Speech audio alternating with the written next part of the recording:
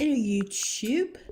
Hi, excuse the sudden change in audio quality. I just wanted to film in my kitchen with my plant. Oh, suddenly there's a jacket.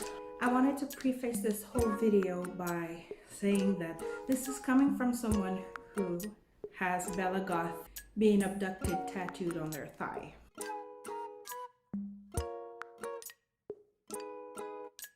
I love Bella. I adore Bella. I think she represents the Sims 2 game and era perfectly. But with that being said, let's evaluate if we might be making too much of a fuss about her disappearance.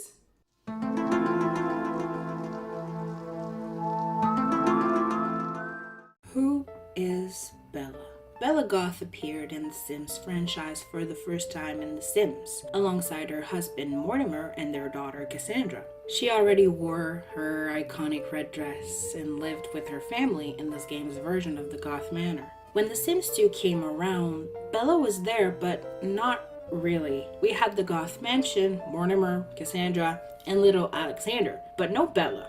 Bella was abducted by aliens and never returned, which is impossible to recreate in games since aliens always bring your sim back in typical gameplay. Bella's disappearance from the game code's perspective was covered in depth by Martycore. If you're interested in that side of things, I would definitely recommend giving that video a watch. Theories keep coming out about Bella's disappearance like she's JonBenet Ramsey and everyone has a true crime podcast. The truth is, it's pretty straightforward. Bella gets hit on by Dawn, turns him down for a makeout, looks out of his telescope, gets abducted, ends up in Strangetown.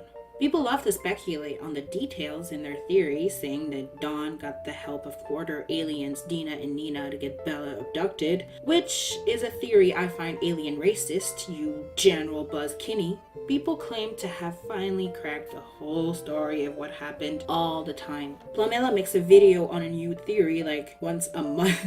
Nothing but love to her, by the way. I respect the hustle and love her to bits. Jessie, if you happen to be watching this, hi, can we be friends? But yeah, I don't think there's anything to figure out. She got abducted, got dropped into another world, no memories. The whole memory swipe hole is trick in the book. If there's anything mysterious about it, it's the whole ending up in Strangetown bit, at least to me. I think it's way wilder that this random woman showed up in town one day with no recollection of what happened to her and started wandering around aimlessly waiting for like whatever to happen. But that's not at all what people focus on. Instead, people who play Strangetown often choose to ignore she's there or download a clean template without Bella in it. If there's a hood where Bella is relevant, it's Strangetown. From the start of the game in Pleasantview, there isn't a single scripted event that could give us clues or that have anything to do at all with Bella. Nobody is ever thinking about her. It isn't mentioned that anyone even misses her. It's kind of messed up actually how she's the face of this incredible mystery and there's barely any mention of her in game. There's the painting Bella Squared, but that doesn't say anything about her disappearance, and Belladonna Cove doesn't count because it's not Pleasantview. Sure, her face is on milk cartons, but I'm not sure that exactly says that people miss her. We care about Bella way more than anyone in her own family seems to. It's not a big deal in game because there's no mechanic to aid that. We've been told the story, but the Sims haven't. They can't. Sure, their memories tell part of the story, but memories don't affect gameplay anymore after a while. You'll never see Cassie sighing with a bubble of Bella's face above her head because the memories are older, and newer memories are affecting her more. So the story is all pretend, made up to make the hood interesting, which you could argue has worked since we still talk about it to this day. I feel like it's interesting as a concept and a cool story arc for Bella herself. But as far as impacts on gameplay, it has slim to none. The only one I can think of is Mortimer being able to remarry, and that's it. I think Mortimer as a living sim is way more interesting than Bella is as a missing, presumed dead sim. Mortimer is past his prime, but he thinks he's courting this beautiful young woman who loves him for who he is, but really just wants to marry rich. So I guess when you see it that way, it's like Bella was abducted to make it possible for Dina to marry Mortimer. And that does sound less cool than all the theories. The story is made up, the theories are made up, but the facts are Bella had to go so Dina could get Morty's money. And I see how people could tie this up with the theory that they used their secret alien powers to get Bella abducted or whatever, but there aren't actual alien powers in the game. The only aliens that have this super great technology are the pollination technicians. If you have aliens in your hoods, they are just like normal Sims, except they have green screen except they have green skin and black eyes. Other than that, they are normal Sims. So they don't have alien powers that could allow them to telepathically like send messages to their alien family in the sky, like, come get this bitch. She turned away her man and I want to marry her husband because he's got money. Like, that's doesn't make any sense.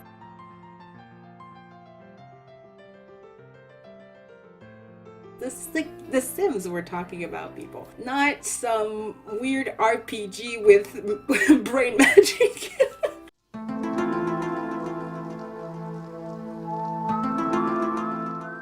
You're probably thinking, let us have fun. And you're right, it's a game. It's not that serious. The scripted events are only suggestions, and the game will carry on as normal if you don't fulfill them. So it's not like Dina is coded to 100% always marry Mortimer. And you're right, it's not hard to get Dina with someone else and let Mortimer die of old age alone. Did they create the Pleasantview playables around the story? Or did they create the story around the playables? Was Dina added to Pleasantview after they decided to make Bella go missing? Or was she always there and they gave her an extra role when that was decided? Was Bella always supposed to be missing? Because that's the whole point, right? There were blurbs on the internet some time ago about Bella having been half deleted during development, which not only doesn't mean anything, but also isn't what happened. People were saying they made her go missing because her character file was broken. In actuality, the file is incomplete, and I wouldn't recommend getting her back in normal gameplay if you use a template where she hasn't been brought back, unlike me. But I don't believe she was made inaccessible because her file was incomplete. I think her file is incomplete because she was made inaccessible. The more changes were made to the game after they gave Bella a death token, the more her file got messed up because they had no reason to fix her file, unlike the playables. So the whole mystique around her character file being a bit bonkers is the same brand as all the other Dead Sims with incomplete files. This can also be fascinating to look into, but it isn't unique to Bella. It just happened to her because she was giving a death token early in development. The whole thing that makes Bella special is that she isn't there. There are templates out there where Bella is alive in Pleasantview and can be played with. I used one of them and had Bella get pregnant with Daniel Pleasant and married Nina Caliente, which was a lot of fun. Way more fun than just having her be a picture in the Goth family tree, a young adult presumed dead for the rest of time.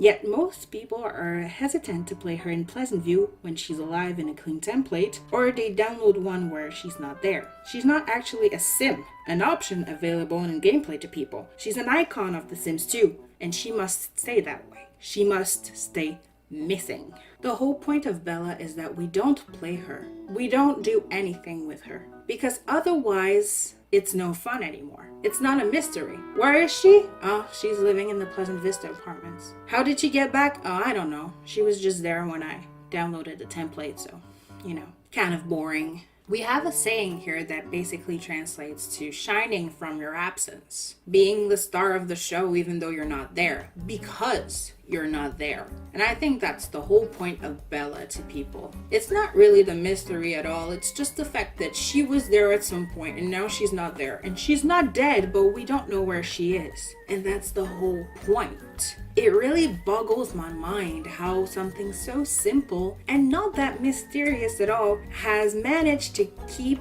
our attention for so long.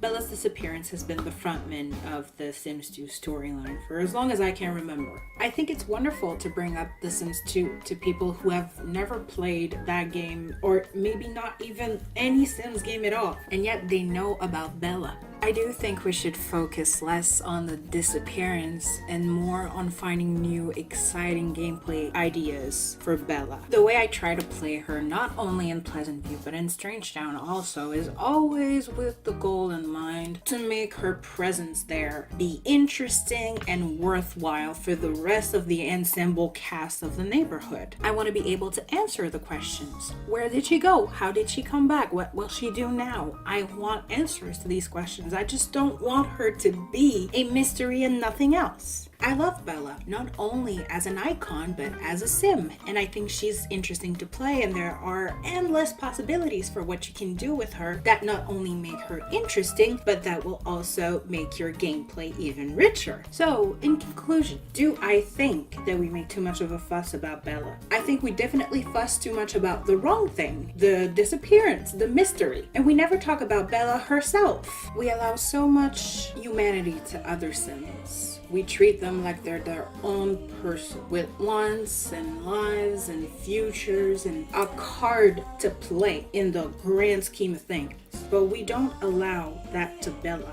We don't give her that opportunity. She's a one-trick pony. She's a face. She's a model. She's an empty shell. She's Truman's wife in a Truman Show. She's only there to promote The Sims 2. Hi, I am the old face of this game. Here's my mystery. Play the game. And I'm here today to call for Bella Goth rights. I am her official PR team, a PR team of one, and I intend to put respect on Bella Goth's name. Not only because she's so rich, so elegant, and she loves a variety of activities from miniature golf to golf, I said that the wrong way around, but because she's fun. She's funky, she's interesting to play with, she can add a lot of drama to either Pleasant View or Strange Town. So please consider making her playable. Consider giving her a place in your rotational gameplay. Consider giving her something to do. Give her room to become more than what she's famous for. Don't let her rot away in limbo forever with a death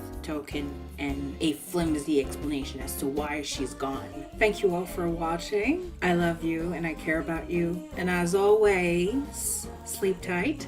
Don't let the bloodlight bite. Selamat tinggal.